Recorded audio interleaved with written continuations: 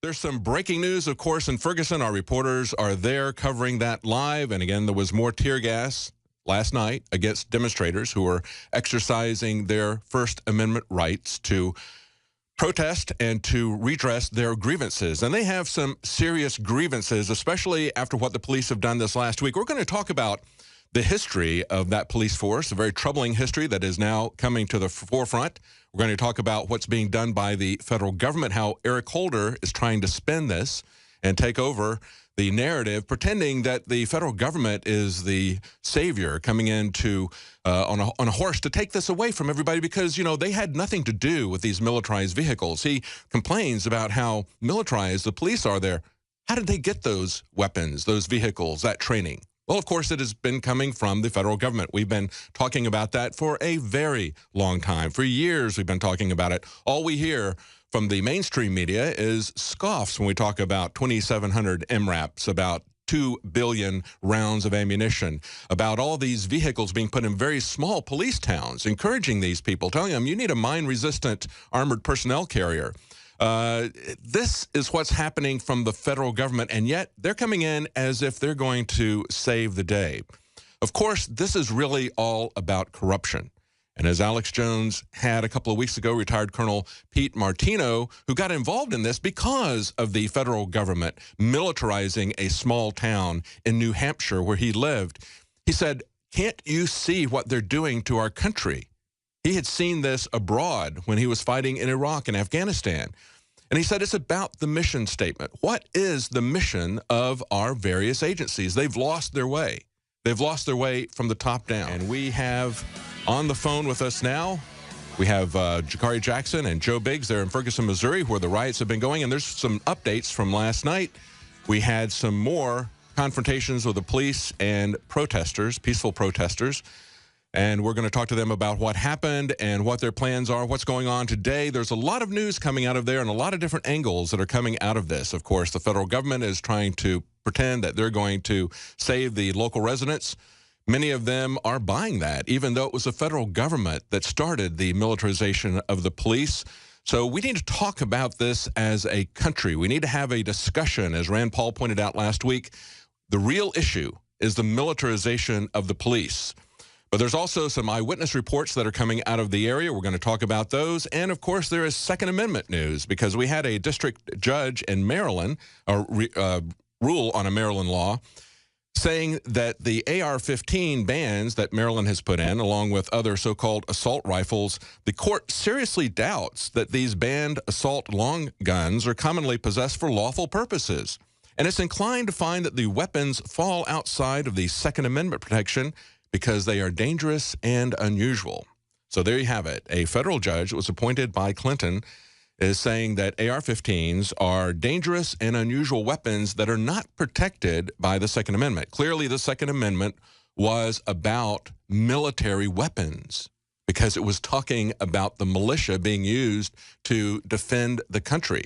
And, of course, the Constitution says that the militia is there to put down insurrections and invasions. It's a military perspective. But, of course, it also falls into being able to protect yourself. And we've seen in Ferguson, Missouri, that the store owners who still have stores in the areas where they were looting and burning stores were the ones who stood there with guns, many of them AR-15s, because they're far more effective than shotguns in many cases. Welcome back to the Alex Jones Show. I'm David Knight here in Austin, and we're joined now by Staff Sergeant Joe Biggs and Jakari Jackson reporting from Ferguson, Missouri, where last night there were more tear gassing of protesters. They imposed a curfew. As the curfew passed, they began shooting what the AP and KMOV reported there locally, saying that there was multiple smoke canisters and at least one tear gas canister into the crowd. At least one. Well, I don't think that's what our reporters experienced there. Is that what you experienced, Joe? Negative, David. Joe Biggs here. We're right outside of Ferguson in St. Louis, Infowars.com. Last night, I have never been so angry to go through what I went through and then come out and have everyone back there, people across America, even in Australia, Ireland, texting me, writing me, saying, hey, CNN, Fox News, all these people are saying that tear gas wasn't shot. You know, none of this stuff happened. I'm telling you right now, those guys, like sheep, sat in their little holding pens and were afraid to go out and actually report on what was really going on. Jakari, Josh, and I got out there, went on the front lines, left that little media holding area, and reported and live streamed from that area. And there was not one tear gas canister thrown. There were multiple. I would say probably up to 20 to 30. And what also the mainstream media is saying right now, too, is that gunshots were fired, and that's what incited the police officers to come and assault the protesters. That's complete and total BS. That is not it. Well, people can see your live. That angers me. It boils my blood. Like now, I have goosebumps. I can feel them coming up right now. I do not like this because I was sitting out there. They were shooting gas canisters at us, flashbangs going off. I heard gunshots from the police first. Then I heard gunshots from the protest side. Mm-hmm. And then I saw a guy hit the ground, and they grabbed him and picked him up and moved him out of there. Wow. It was complete and total chaos. And it was the same guys who were here Wednesday night when everything hit the fan. And we were told that these guys would be pulled out. They would not be put back out here on the streets again. And the state troopers left last night, David. They were pulled out, and they brought in the same thugs, the same militarized police force that was here Wednesday night, and they let them come out here and run the whole thing. Well, let's talk about what the media is covering about this first, because we've got a report up on Infowars.com showing you guys there live, showing what happened as you guys were reporting it.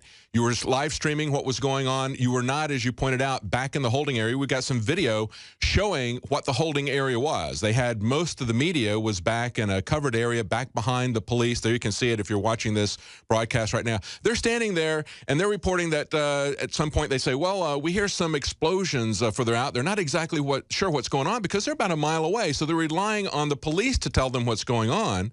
And then we have this report showing how CNN initially reported that there was tear gas, and then they walked it back when the police came up to them and said, no, no, no, it wasn't tear gas, it was smoke. And then we even have a Twitter feed from someone named Matt Ford who shows a Riot CS smoke projectile. He's got the actual picture of it, and he says CS smoke is tear gas. That's what they were shooting at people. Today, what they're saying, I hear on CNN, they're actually saying that they fired smoke, then tear gas. So CNN is shifting their story around constantly, but what you guys experienced right away was tear gas. People can see Jakari smoking and coughing and gagging on the tear gas there as he's trying to report that as you guys were live streaming.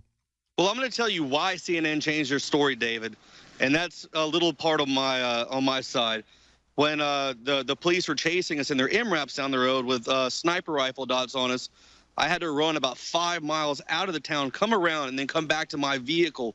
And that last mile that I was heading in, Dew sent me a picture, a screenshot of CNN saying that they're only shooting smoke.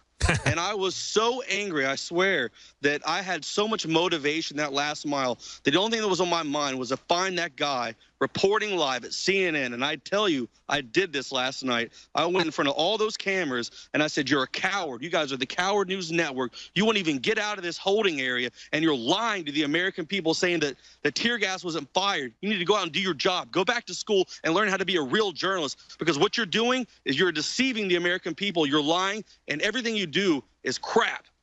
And everyone's looking at me like, oh, my God, you know what's going on? They actually shot tear gas. I'm like, do you see my eye swelling up? You think I'm lying? Does smoke do that? This is CS gas. David, CS gas is banned by military use in other countries. We can't use it over there. The military, I can't go to Iraq or Afghanistan and shoot CS gas on combatants at all because it's dangerous. Like Hollow Point. Why can our police use it on citizens in Ferguson, Missouri? Exactly. Like Hollow Point bullets that Homeland Security has bought 2 billion of. Those are banned for use by the military because they're anti-personnel. Well, Joe, what I want to talk about is the fact that they imposed this curfew. Like you said, it was the same guys. They were going to tell everybody that they're going to now play nice and they're going to all get along with each other. And instead, they start drawing these arbitrary lines, trying to make sure that people are going to cross over those lines. When Jakari interviewed the fellow that's now in charge, that was put in charge after they took the county sheriff's department out of control there, supposedly. When he asked him what they were going to do if people violated the curfew, he wouldn't say, but there was a lady there who said, you've got a 12 o'clock curfew here, but in the surrounding communities, they put in a 10 o'clock curfew. So basically, they were kettling everybody by curfews in there. And it bothers me that they would make the First Amendment right to protest, that they would constrict that to areas, as we saw in Nevada, but they're now constricting it, of course, to time. Saying that you can't protest beyond a certain time. If people are peacefully protesting, I don't think there should be a time limit on it. I don't think they should be able to cordon off areas and say, this is your First Amendment area, this is your free speech zone. That's not free speech. And when the media voluntarily does that and retires themselves back to the lines behind the police, stays within their little confined areas, we're not going to see the truth. That's why Infowars is there with our reporters. Well, yeah, I went and asked one of the police officers. I said, hey, where can I actually be? And he said, oh, you can be in this little spot over here in the gas station, the liquor store where Mike Brown supposedly had robbed it before he got killed. I said, okay. I said, so once the 12 o'clock curfew is set in, am I allowed to go out? They're like, no, if you go out here, you're subject to arrest.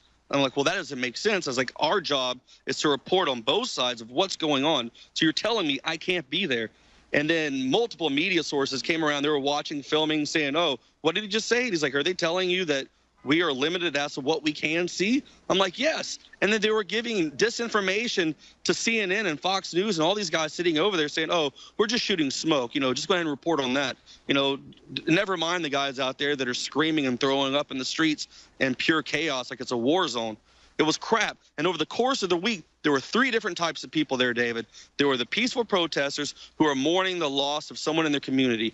Then you had the human rights activists, the ones who said, hey, we're not going to stand up to a corrupt government. They can't tell us when we can go home. And then you had the crazy people from outside of town, the looters, the ones who were using a tragic incident as a way to unleash anger they've had pent up for years and destroy a community they cared nothing about.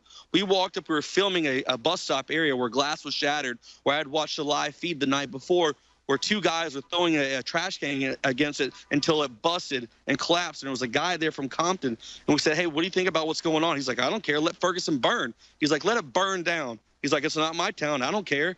So there are people from the outside of the community who don't care. They're the ones who are causing all the chaos out there. The people who live there, for the most part, wanted a peaceful resolution. And you get those bad apples who come out there and start throwing bottles, start throwing Molotov cocktails, and they're inciting violence by the police, helping our government say, hey, guess what? You need curfews. You need a police state. Hell, Obama. Oh, yes. We need all this. We need all this. It's ridiculous. Yes, they use that as a beard. You know, I saw on Fox News a pretty amazing segment. You had Mike Huckabee talking about militarization of the police. Finally, I'm glad that he's finally talking about it. But as he's talking about it, Fox News starts running B-roll behind him of looters, essentially undermining everything he's saying about not being confrontational, not militarizing the police, not coming out there in army uniforms to come at people. As he's saying that, they're showing visually just the opposite to try to move that dialogue along, that we need more police. We need the police to be militarized. We have a real threat we need to be protected from.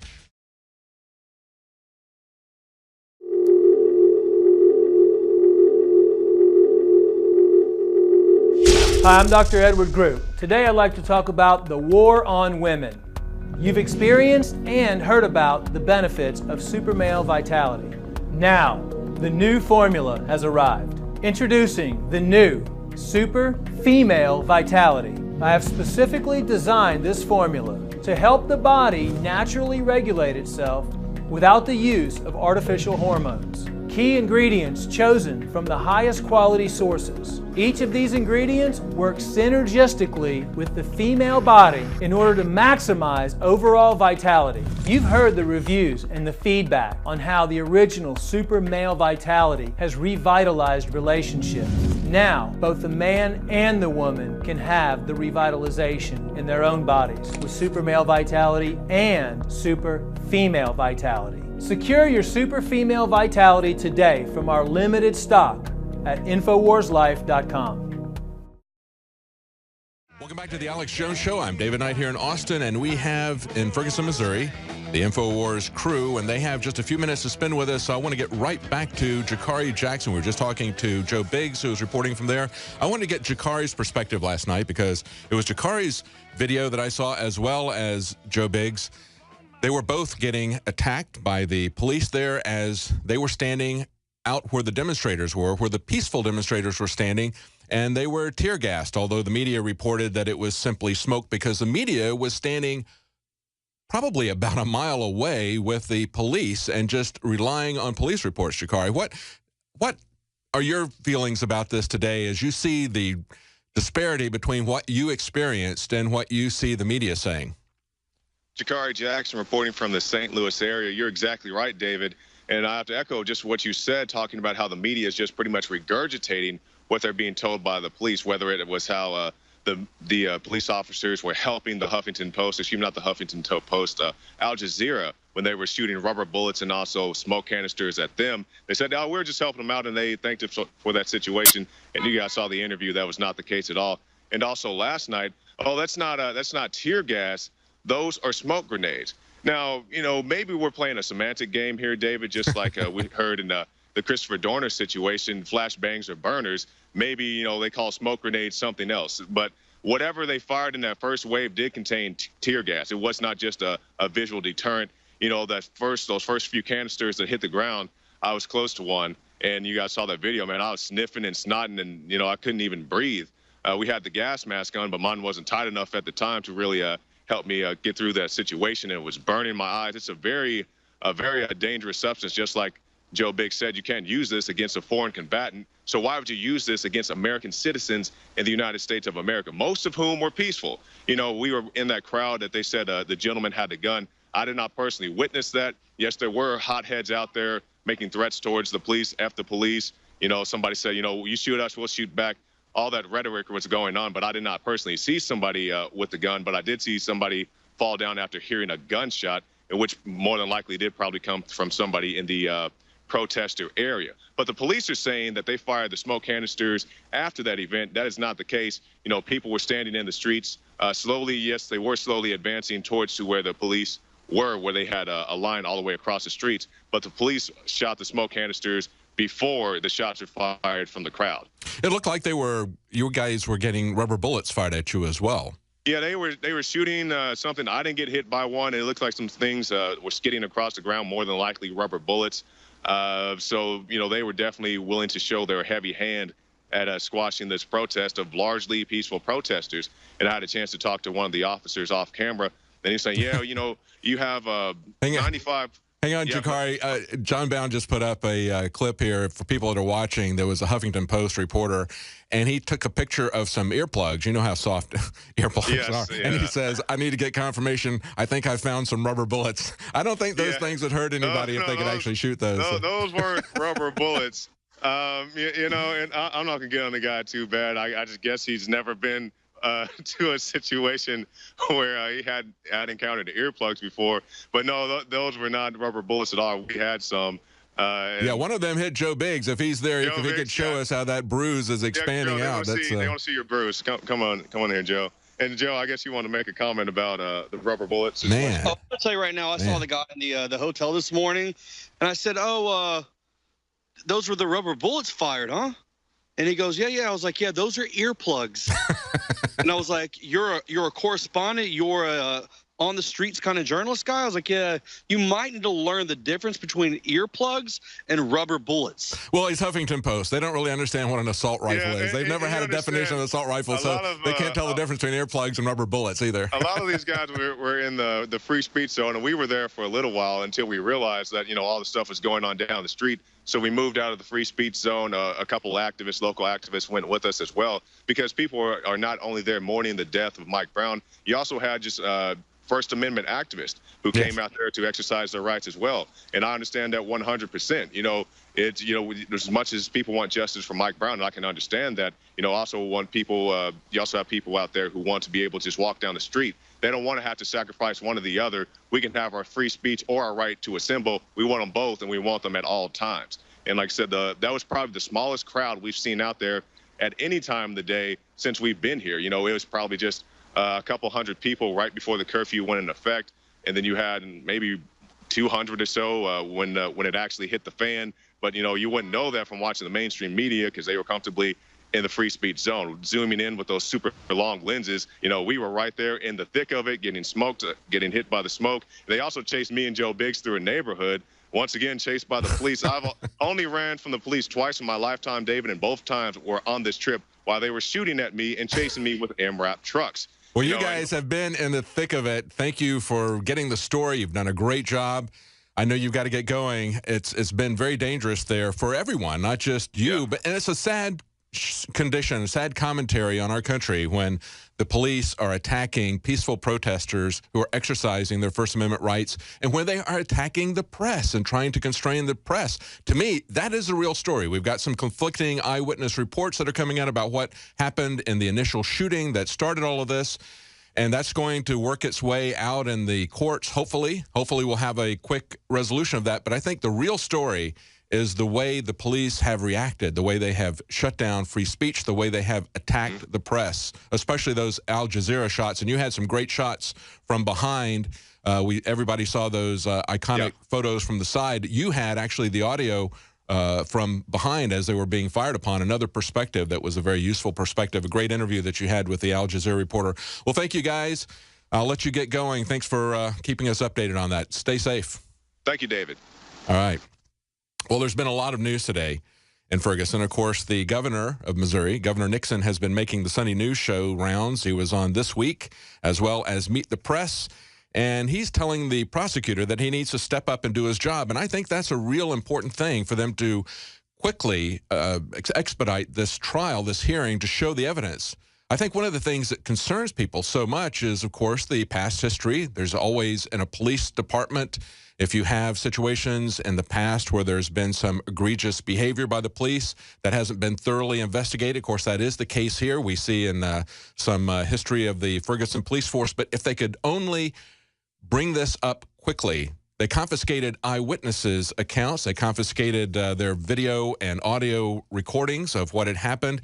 We want to see that evidence. Now, the district attorney is saying that he's going to bring this before the grand jury in just days, but a lot of people there are not happy about the district attorney himself. 20,000 people have signed a petition drive for a special prosecutor, as opposed to having the prosecutor that's there, Mr. McCullough.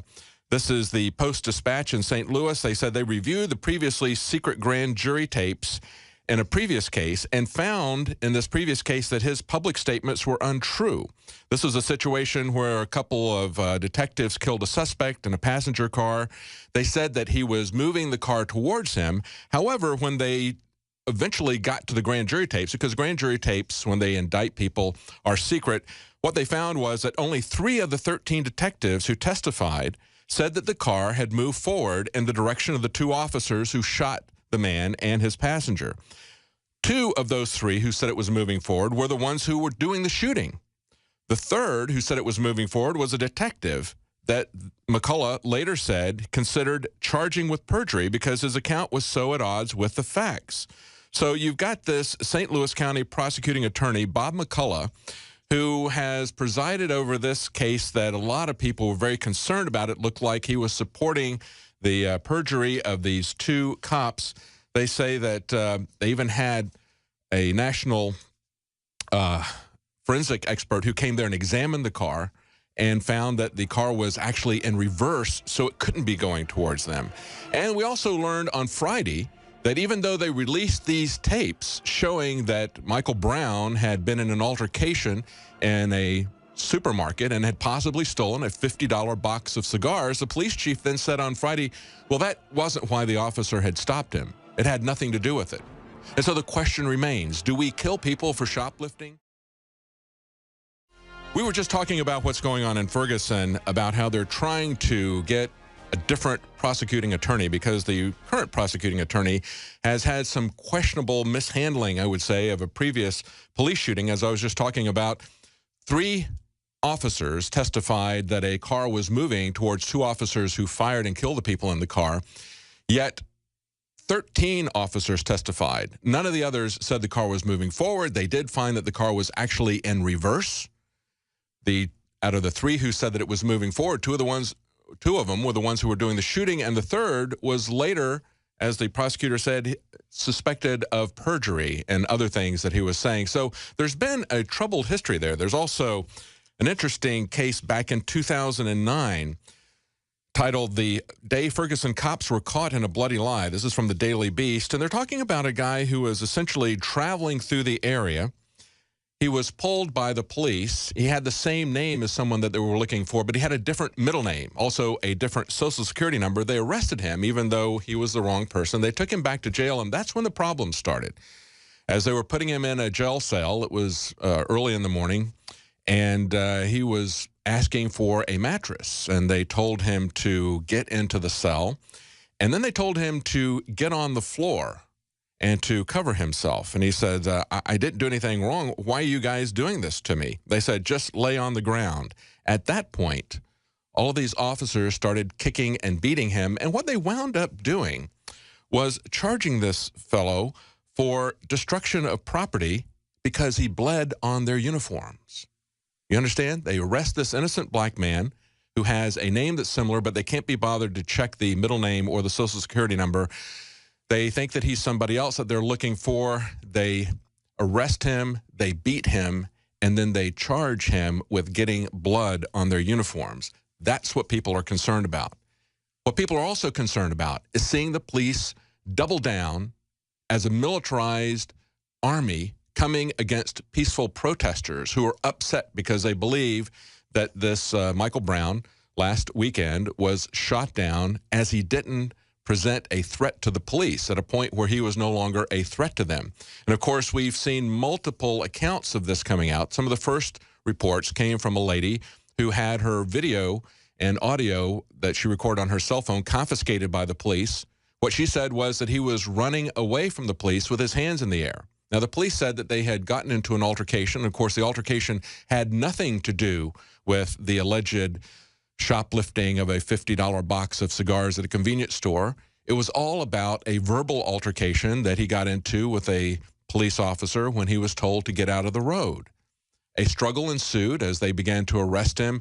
A shot went off, according to the police, in his car, and then he ran away. Now we have some information that has surfaced today from a video that was quite a long video, and nobody had noticed a conversation that was in the background. It was someone who was shooting the fellow who was, at that point, dead. Michael Brown was dead on the street.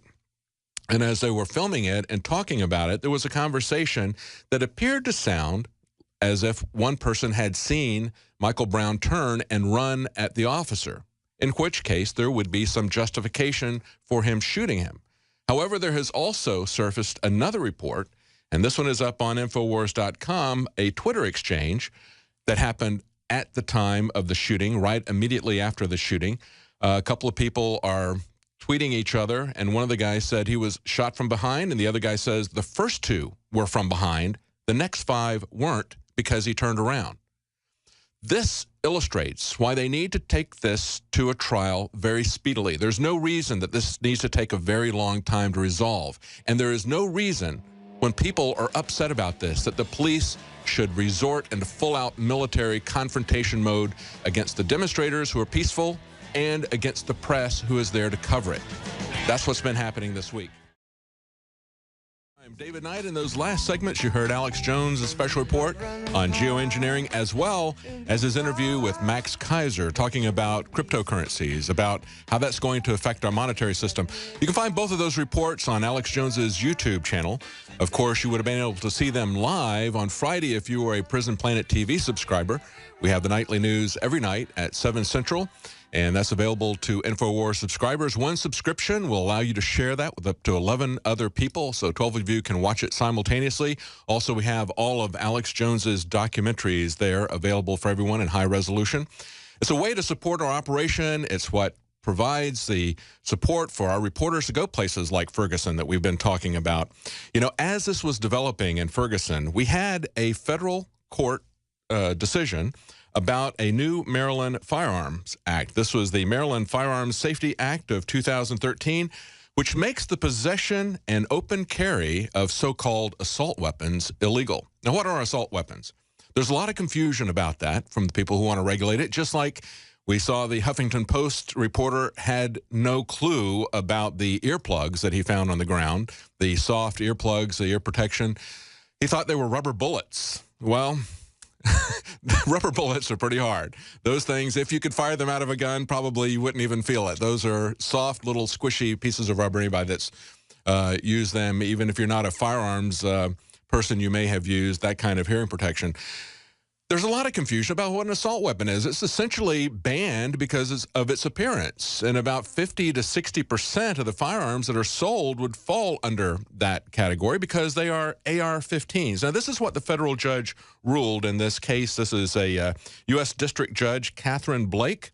She was appointed by President Clinton, and this is reported by Investors.com. She issued a ruling that upheld the Maryland law, that is the Maryland's Firearms Safety Act of 2013, and she said the court seriously doubts that the banned assault long guns are commonly possessed for lawful purposes, and it's inclined to find the weapons fall outside of the Second Amendment protection as dangerous and unusual.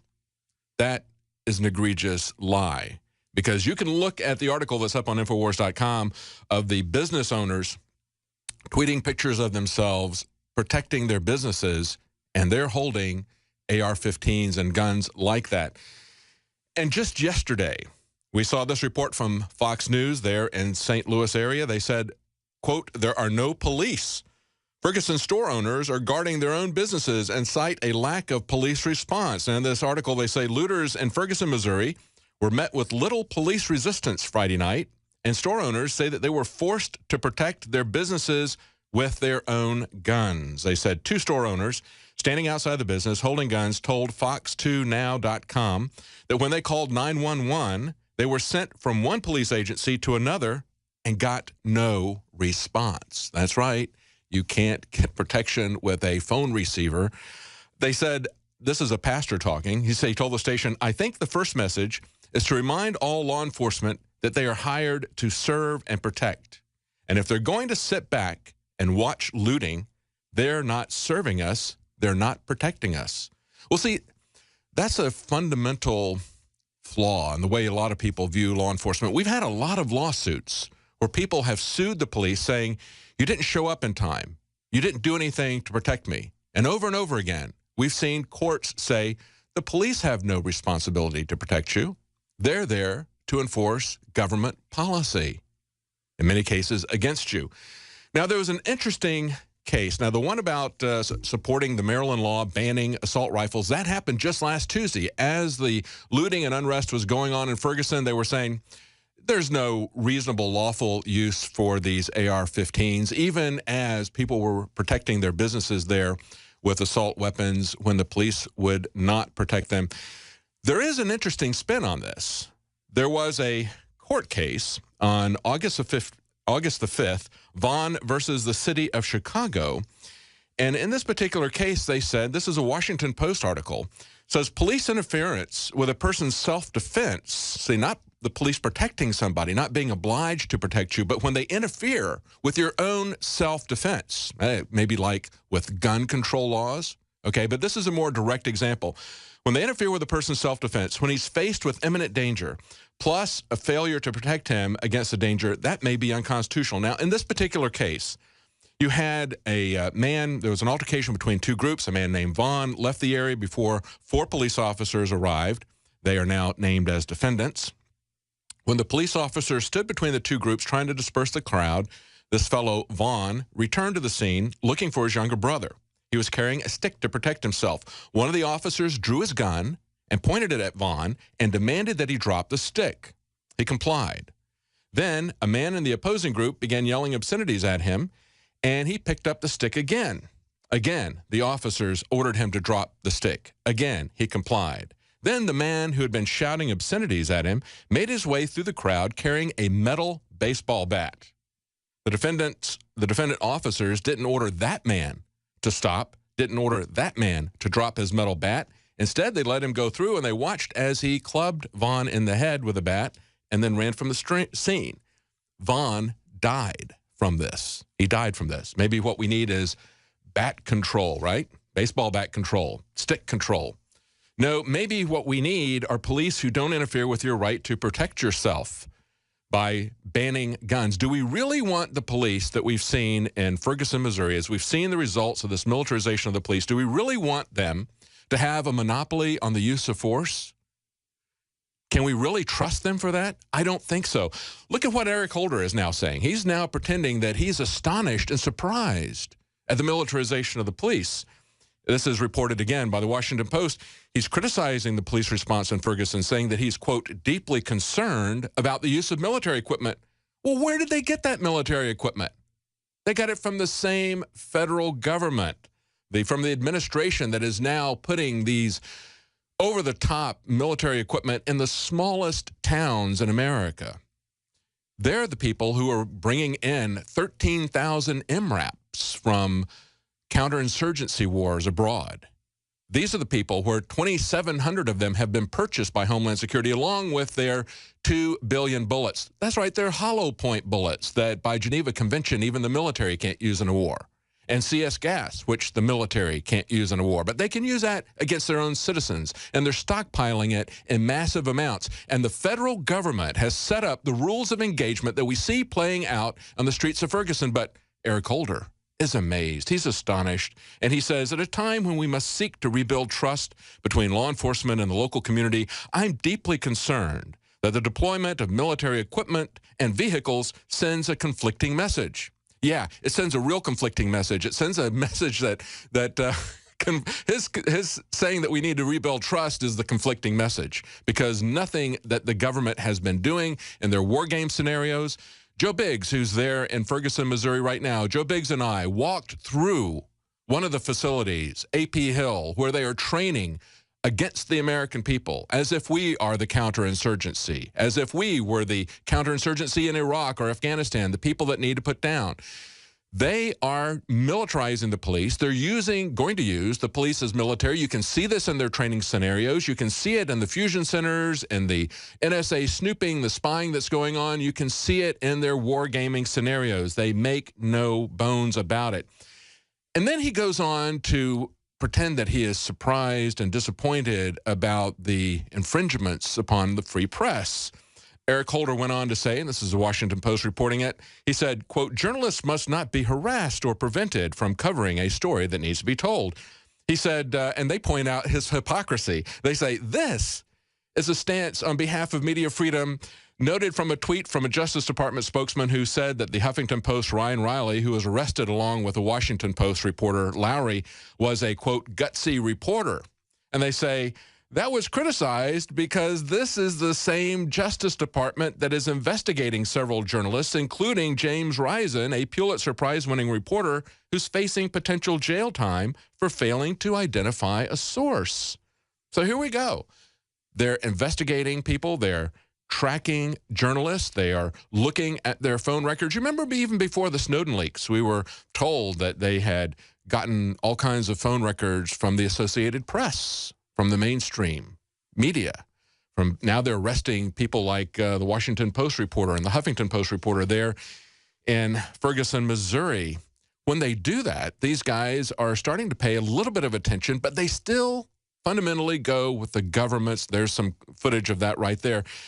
If you haven't seen that, you need to take a look at that and read the account of what they did, because these guys were filming them in a McDonald's. Let's go.